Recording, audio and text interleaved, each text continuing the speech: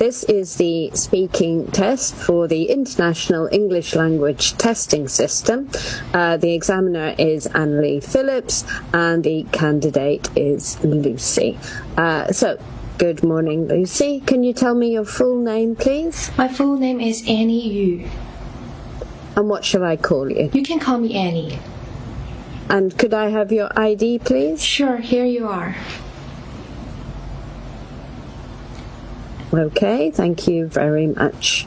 So, in this first part, I'm going to ask you some questions about yourself, okay? So, do you work or are you a student?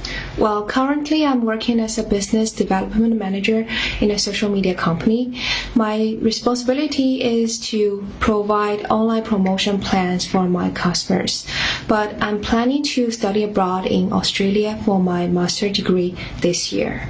Okay, so now I'm going to ask you some questions about outer space and stars. So, have you ever learnt about outer space and stars? Yes, I have watched some documentaries about outer space and stars, which introduce the different planets, moons, asteroids in our solar system, as well as the stars and galaxies beyond the solar system. I have also heard about the different theories and discoveries related to the formation and evolution of the universe. Okay, and are you interested in films concerning outer space and stars? Yes, I'm quite into these kind of movies because I'm fascinated by the unknown and the mysteries of the universe. Movies about outer space and stars allow us to explore these mysteries and to imagine what could be out there.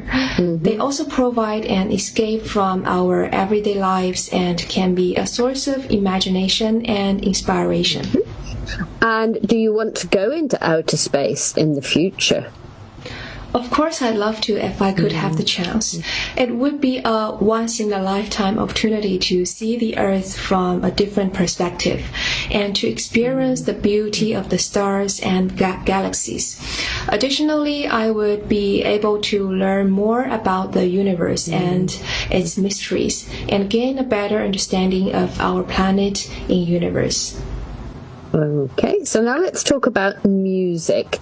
So, do you often listen to one type of music? Well, I enjoy listening to a variety of music, including classical, jazz, hip-hop, pop music, and so on.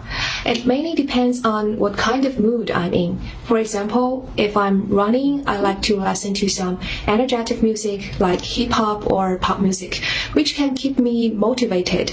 If I'm at home, I prefer to listen to some classical or jazz to relax myself. And which singer or musician would you like to see in person? Well, I would like to see a singer called Yoga Lin, who is one of my favorite singers since my high school. I like him very much because he has a unique and captivating voice that is able to convey emotion and feeling in his songs.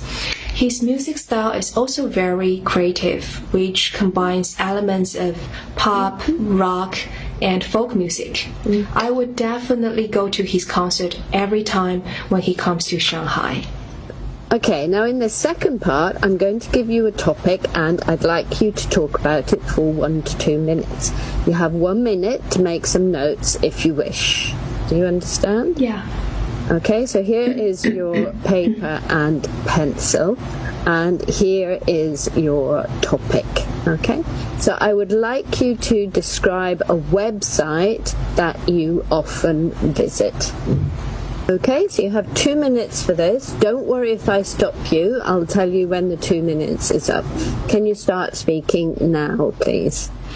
Well, I visit YouTube quite often, almost on a daily basis. It's a video sharing platform which is recommended by my English teacher.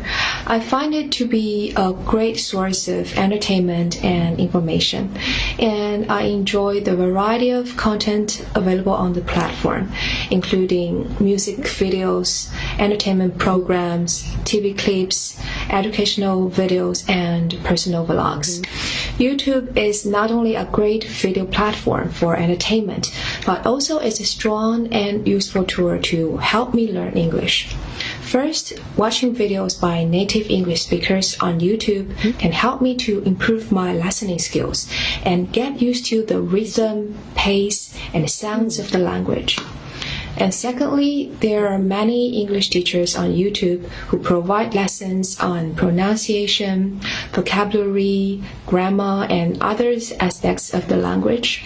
These lessons can be visual, interactive, and engaging, making them an effective way to learn. Last but not least, I can find videos on YouTube that showcase English being used in real-life situations, such as conversations, interviews, or daily activities. This can give me a better understanding of how the language is used in context. Overall, YouTube can be a valuable resource of anyone looking to learn English, providing a wealth of video content and interactive features that can help people build their skills and improve their understanding of the language. That's all. Thank you. Okay, thank you very much. So, in the third part, so we've been talking about a website that you often visit, and now I'm going to ask you one or two more general questions related to this. Okay? So, what are the most and least popular apps in China? Well, the most popular apps in China vary depending on the category. Just to name a few, some of the most widely used apps in China include WeChat, a social media app that combines sending messages, payment, and shopping features. Another one is Douyin, which is similar to TikTok, a short video sharing platform. And we also have Taobao and Tmall, which is an e-commerce platform. And last one is Meituan. It's a food delivery and local services app. As for the least popular apps, it's difficult to determine as the information is not publicly available. However, some apps are banned in China, such as Facebook and Twitter. So these apps are not commonly used in our country. And what do you think is the difference between the internet and television? Well, the internet and television are two distinct forms of media with distinct differences. The internet is a global network of computers that provides access to endless information and resources, including images, articles, videos, and audios. It enables users to communicate with others in various of innovative ways according to their preference. On the other hand, television is a more traditional form of media that delivers audio and video content through broadcast signals or cable networks. It's a more passive experience as viewers consume content that is created by a limited number of media companies, and it typically has less interaction and personalization than the internet. The choice between the two will depend on the individual's needs and preferences. And many people use both of them in their daily lives. And why do you think people like now to read the news on the internet rather than on TV? Well, it's difficult to say whether people generally prefer reading news on the internet versus on TV, as this can vary greatly depending on individuals' preferences and habits. However, nowadays, there are more young people who prefer to read news on the internet, which allows for greater convenience and flexibility, as users can access news at any time and everywhere with an internet connection. Additionally, online news resources often offer a wide range of articles and perspectives and allow for more in-depth reading and research. On the other hand, watching news on TV can be a more immersive and engaging experience, as the visual and auditory elements of television can provide a better understanding of events. TV news programs often provide live broadcasts of breaking events and can also offer analysis and commentary from experts. Ultimately, the choice between reading news on the internet or watching it on TV will depend on the individual's preferences and needs. I see.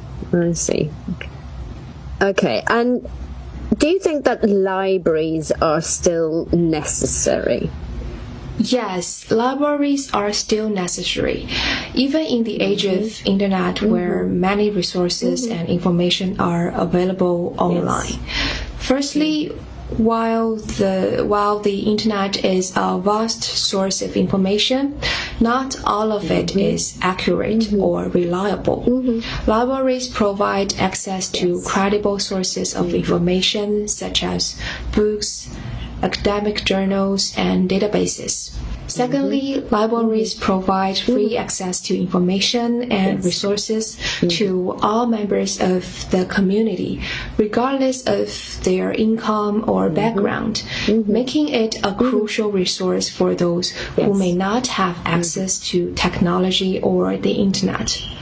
Thirdly, libraries serve as community centers, offering a range of programs and services such as job search resources, educational opportunities, and access to technology and the internet. Overall, libraries continue to play a vital role in communities as centers of learning and resources, and they provide a level of access to information and services that cannot be fully replicated by the internet.